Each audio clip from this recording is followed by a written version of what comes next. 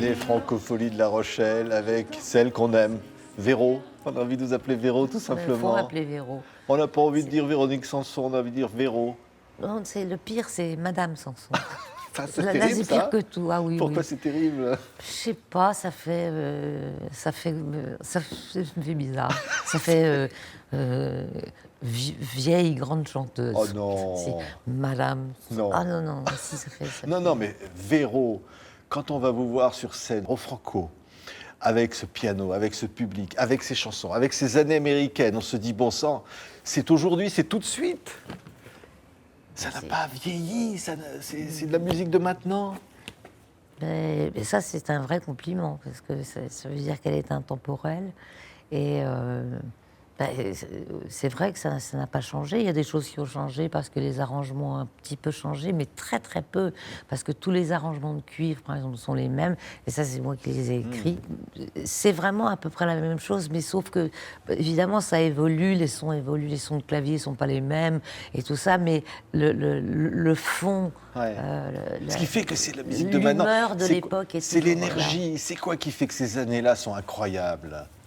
C'est l'énergie, c'est un changement Quand on change de continent comme ça, d'une minute à l'autre, et qu'on est entouré de choses complètement différentes, d'un monde musical différent, c'est vrai que quand on ouvre la radio en voiture là-bas, c'était pas du tout pareil. Il faut s'imaginer que c'est en 72, 73. Oui, à Los Angeles. Et ça, donc, oui. on est complètement cerné par un monde musical qui n'est pas du tout le même, une manière d'approcher la musique, une manière de travailler aussi, qui n'est pas du tout la même, qui n'était pas la même à cette époque-là, hein, qui était cool, qui était vraiment, on travaillait dans le bonheur, ce qui est le cas maintenant, mais je vous parle d'il y a 40 ans en arrière. Hein, oui, parce qu'il y a 40 ans, voilà, c'était ça le premier album des années américaines. Ouais, Le Maudit. Le Maudit. Hein, ça commence. Il y avait eu 2 albums avant. Amoureuse, évidemment, l'autre côté de mon rêve, avec cette chanson pour la drôle de vie. Et puis voilà, les années américaines qui commencent. Vous partez, un amour qui commence et une autre vie, du soleil plein la tête. Oui, et de la neige aussi. Mais non, c'est vrai. C'est quitter un monde. Enfin, c'était quand même le même sang qui coulait dans mes veines. Simplement, cette approche était différente. Je veux dire, moi, j'étais entourée de gens qui trouvaient... Enfin, tout était facile. Rien n'était compliqué. Alors que ici, c'était compliqué, c'était un petit peu moumou à l'époque. Oui, ça venait Voilà. des Et puis il y avait une espèce de joie de vivre. Et puis c'est une décade, les années 70, c'est la plus belle, les plus belles années du XXe siècle, parce qu'il y avait cette espèce de liberté incroyable. Vraiment, personne ne se choquait de rien. Il y avait cette provoque, vraiment cette liberté. Je veux dire, on fumait, on se droguait. On se droguait, oui, ça. Bien sûr que oui. On picolait, on s'amusait. Bien sûr, on buvait, voilà, et tout le monde, tout le monde trouvait ça absolument normal. C'était même un concours à qui serait le plus bourré, à qui serait le plus stone.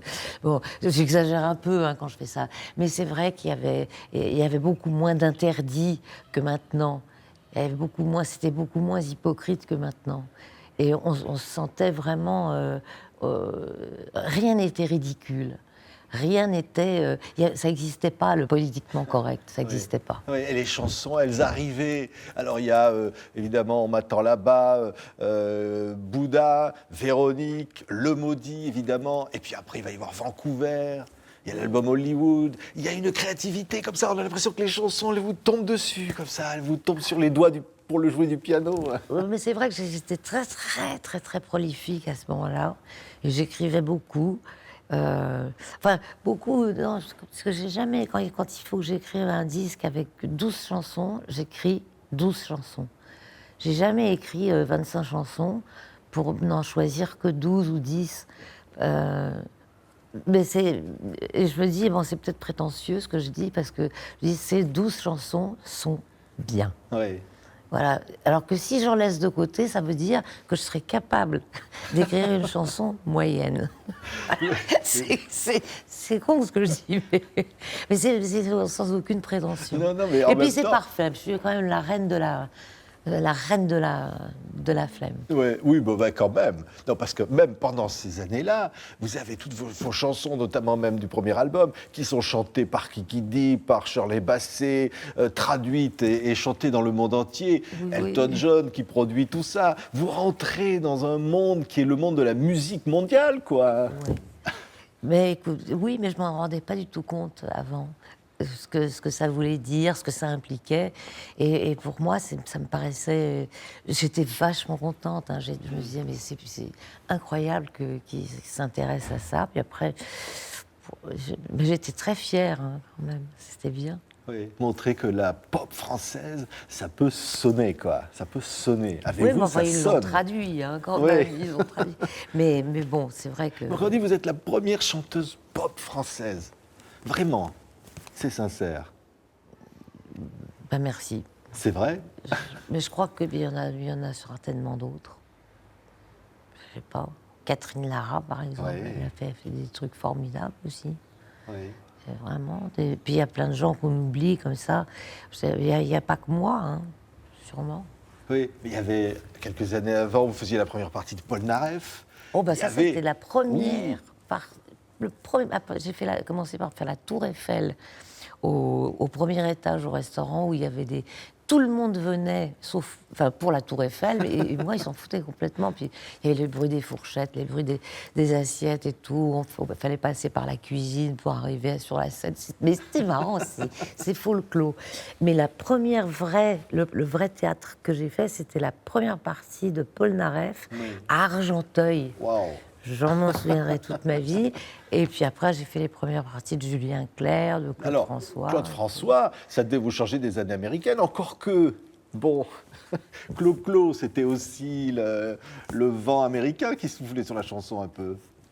Clo-Clo. Oui. Ah, c'est tout sous le cheveu Ah américain. ben la Motown, il adorait ça, les Supremes, il adorait la musique Oui, mais il adorait, black. mais il faisait pas ça. Ouais, c'est ça, c'est vrai. Il chantait pas ça. Ça veut pas dire que c'est pas bien, mais ça n'a Ouais. rien d'américain. Mais il a fait beaucoup de reprises américaines, ça, Ouais. d'accord. Mais il vous adorait, non? Ah, pas du tout, je crois. Ah bon? Non, non, j'ai fait une tournée entière avec lui et il m'a jamais adressé la parole, sauf le dernier jour. C'est pas vrai. Si, si, si, si, si.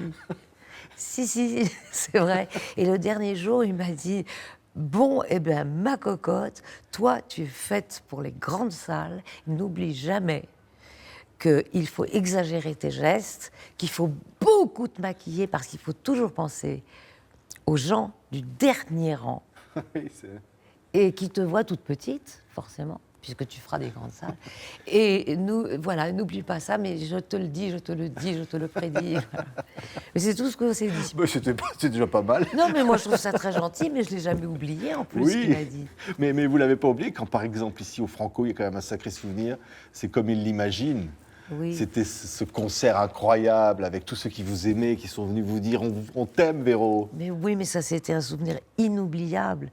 Et puis tous ces duos, tous les gens à qui j'avais laissé vraiment carte blanche, j'ai dit, vous choisissez la chanson que vous voulez et vous l'interprétez de la manière dont vous auriez conçu l'arrangement, par exemple. Et il y a les Innocents qui ont complètement changé, comme je l'imagine, cette chanson, comme je l'imagine, qui en ont fait une espèce de truc complètement différent, qui m'ont scotché, quoi. Ouais, une chanson, on a envie de l'écouter parce qu'on l'aime, mais on n'a pas envie qu'elle soit jamais vraie, c'est Je tire ma révérence. Et elle finit le concert, Véronique. Mais oui. Hein? Mais elle est là aussi, c'est pour dire que le public on t'aime, dire au public, et le public vous le rend, il vous dit on Oh t'aime. oui, c'est une grosse osmose entre Ouais. le public et moi, parce que c'est tellement gratifiant là, de faire de la scène, d'aller jouer la musique qu'on aime, qu'on a composée, et d'avoir l'immense honneur qu'on vienne l'écouter. Ça, et puis ça fait balle de ping-pong. Moi, je leur envoie pas tout ce que je peux, et eux, ils me le rendent bien. Donc vraiment, c'est balle de ping-pong. C'est vraiment un cadeau extraordinaire. Merci beaucoup, Véronique. Merci, Merci. Véro. C'était un bonheur ici au Francophonie de La Rochelle en partenariat avec TV5 Monde. Merci. Merci aussi énormément.